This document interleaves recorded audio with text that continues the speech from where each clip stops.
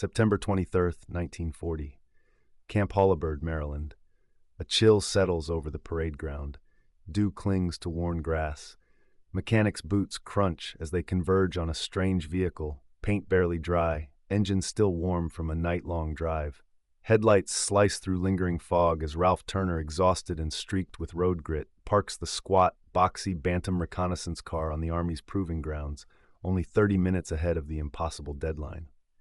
Nearby, a quartermaster officer thumbs through paperwork with trembling hands, eyes flickering between the blunt-nosed little car and the stopwatch. Behind him, in the hush before dawn, a telegram device clatters. This car, assembled by a crew running on coffee and desperation, is about to face the government that might change history or crush the dreams of a bankrupt little company. What they didn't know was that this 3-man, 12-horsepower sketch from Butler, Pennsylvania, would spark a revolution that would sweep armies across continents, save countless lives, and redefine battlefield mobility. He told me, "It looks like a toy, but it might just win the war," recalled a mechanic decades later. Summer 1940. The world teeters at the edge of total war. Blitzkrieg tactics in Europe have exposed a fatal flaw in military logistics. U.S. Army transportation is woefully outdated, dependent on Model T trucks, horses, and motorcycles that bog down in mud, stall in snow, break on rocks. Reports stream in from France, Norway, and Poland. Soldiers die not from bullets, but from breakdowns and exhaustion. The Army Quartermaster Corps issues an urgent call to arms. 135 carmakers are summoned, asked to engineer a light, four-wheel drive reconnaissance car that can haul men, rifles, and stretchers through hell and return. The specs are brutal. Must weigh less than 1,300 pounds, carry 600 pounds of gear, run day and night, and cost barely more than an average sedan.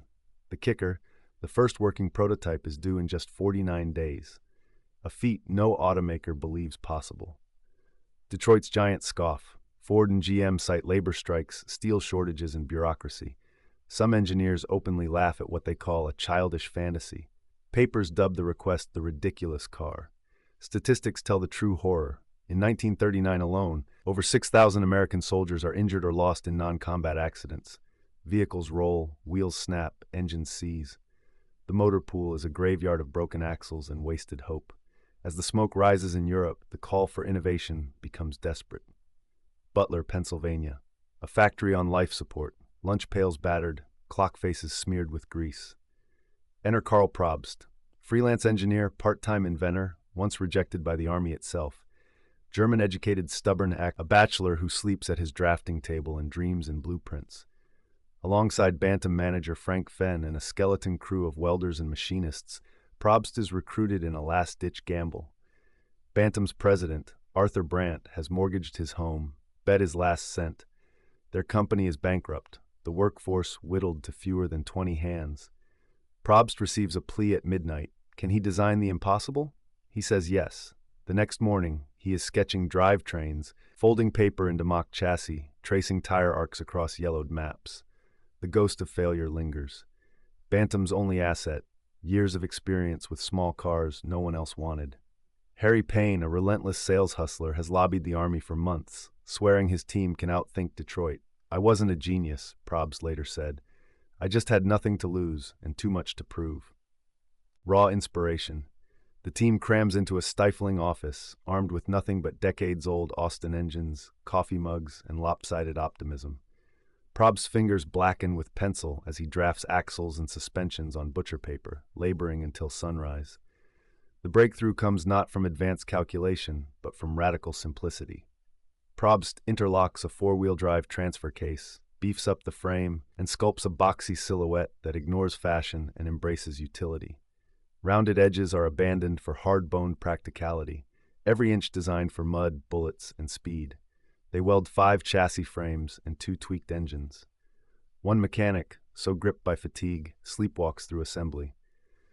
The prototype is hauled onto a flat bed and turned over, revealing a belly pan battered by last-minute hammering. A single-yoked steering joint, improvised from farm machinery, gives the car a turning radius that amazes test drivers. He drew lines with the tip of a wrench, one engineer marvels. It wasn't elegance, it was necessity. September 20th, 1940, Butler, Pennsylvania. The Army arrives. Inspectors, arms folded, critique the welds. War Department officials mutter, "It's too small. That frame won't last one campaign. 30 days of testing will snap it like a twig." Other automakers unleash fury. Willys and Ford bombard Congress with complaints, demanding the design rights be stripped from Bantam. Bureaucrats worry, if Bantam wins, national production is doomed by small-batch machinery.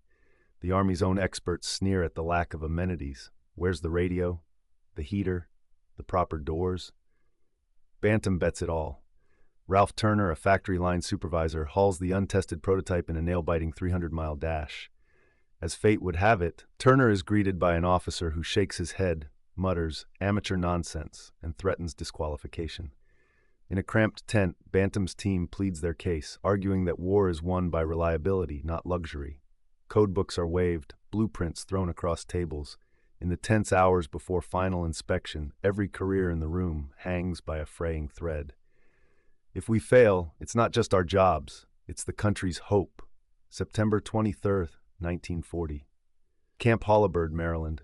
The Bantam prototype rolls onto the proving grounds, its engine coughing, its tires caked with Pennsylvania mud. Soldiers gather, skeptical, arms crossed. The Army's test director, Colonel Charles E. Harris, watches as Ralph Turner steps out, hands trembling, face streaked with exhaustion. The test begins. The Jeep is driven through deep ruts, up steep inclines, across waterlogged fields. It crawls over rocks, splashes through streams, and climbs a 60-degree slope that has stopped every other vehicle. The engine, a modest four-cylinder, growls but never quits.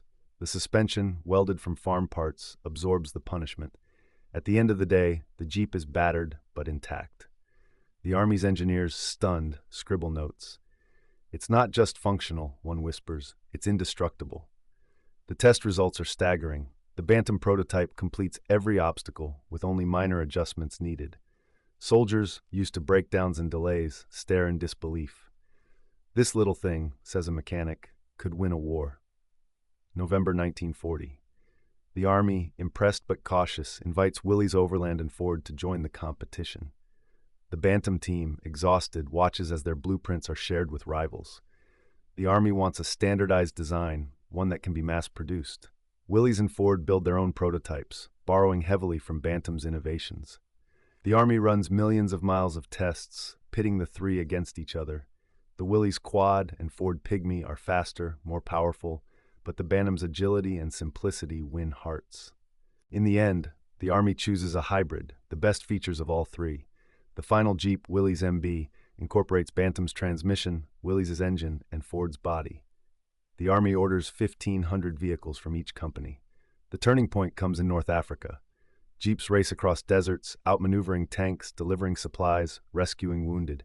Soldiers form deep bonds with their Jeeps, naming them, repairing them, mourning them when lost. "You see, I loved this one," a soldier says, tears in his eyes after his Jeep is destroyed. By 1945, over 640,000 Jeeps have been built.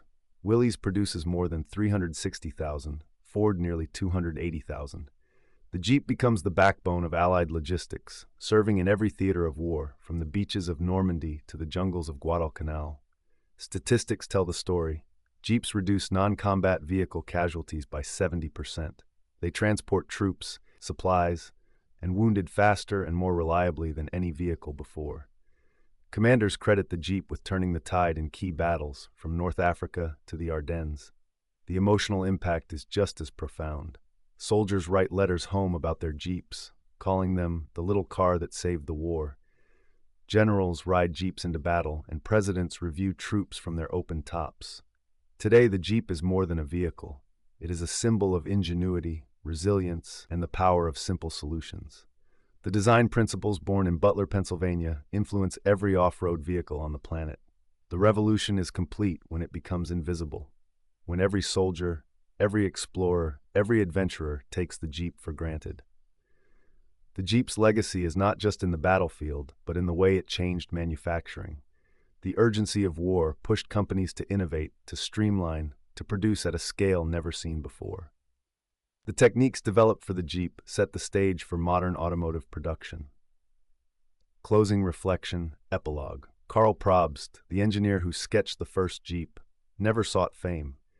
He returned to his drafting table, quietly proud. Bantam, the company that started it all, faded into history, but its spirit lives on in every Jeep that rolls off the line. The Jeep's story is a reminder that innovation often begins with desperation, with a sketch on a napkin, with a refusal to accept the impossible. It is a testament to the power of ordinary people to change the world. He never sought fame, only fewer funerals, says a historian. Every carrier in the world still carries his idea and his refusal to accept needless death. 1942 to 1945. The Jeep's arrival transforms the Allied war effort. With more than 647,925 Jeeps produced for military use, armies deploy them for every task, carrying men, evacuating wounded, towing artillery, delivering food, relaying orders, and scouting enemy positions. The statistics are astonishing. Jeeps cross deserts, mountains, and jungles where trucks and motorcycles fail. In Normandy, Ford's 5 wartime Jeep plants shipped 1,700 Jeeps a week, trying to match the fierce pace of battle and vehicle losses. The combat life expectancy for a Jeep, just 90 days on the front lines.